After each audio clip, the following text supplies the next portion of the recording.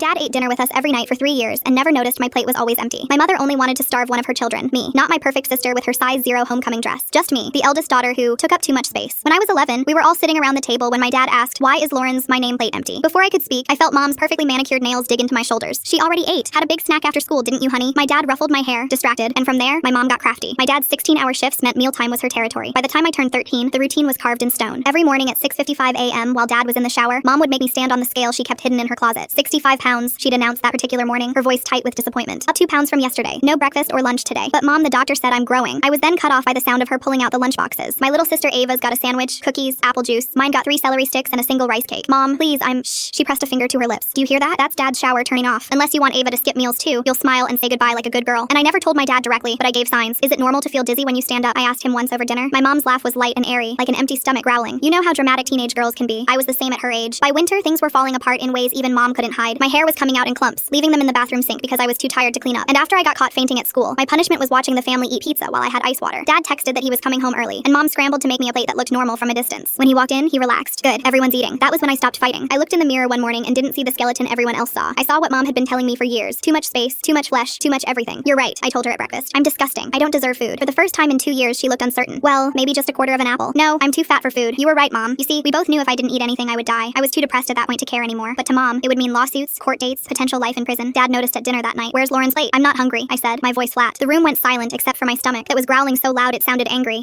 Mom started. But for once, she didn't have a lie ready. I haven't seen Lauren eat in 3 days, Dad said slowly, like he was putting pieces together. 2 days later, I collapsed right in front of him. We need to take her to the hospital. So you don't trust me? I'm her mother, my mom responded sharply. That's not what Are you seriously undermining me in front of the girls? Her voice cracked. I do everything, and it's still not enough for you. I'm sorry, you're right, you've been handling it. He dropped it. Then came my award ceremony in May. I won an academic achievement award. Turns out when you can't sleep from hunger, you have a lot of time to study. Walking to the stage felt like moving through water. And on the way up, my dress rode up to show my legs that looked like chicken bones. Someone gasped when I collapsed to the floor, unable to move. Lauren! Dad's voice cut through everything. He was standing, finally seeing what the baggy clothes had hidden. Mom rushed the stage like she'd been shot from a cannon. Eat something, she was screaming, trying to force it into my mouth in front of 300 people. But mom, I said into the microphone, calm as death, you said I'm too fat. Remember? Every morning when you weigh me, Dad's entire face stretched as everything clicked at once. The last thing I heard before passing out was Ava's voice, high and scared, finally telling the truth. Mom made me put laxatives in Lauren's food when she did eat. I woke up in the hospital to the sound of Dad crying. 73 pounds, he kept saying. My daughter weighs 73 pounds and I ate dinner with her every night. The doctor's voice was professionally calm, but I could hear the undercurrent of disgust. Mr. Hayes, she's been systematically starved for approximately 3 years. Her heart shows signs of chronic malnutrition. If she'd continued for another 48 hours, we'd be having a very different conversation. Mom played her last card from across the room where a security guard was watching her. He made me do it, she said, voice steady as a snake. He's obsessed with having thin daughters. I was protecting her from worse. They removed Dad from the house that night, pending investigation. Mom's story was convincing enough to create doubt, and Ava was too scared to say anything. And as I lay in the hospital bed, surrounded by heart monitors and IV drips, I smiled, because I knew what I had to do to get revenge on Mom and make it right. Full story on my channel, link below.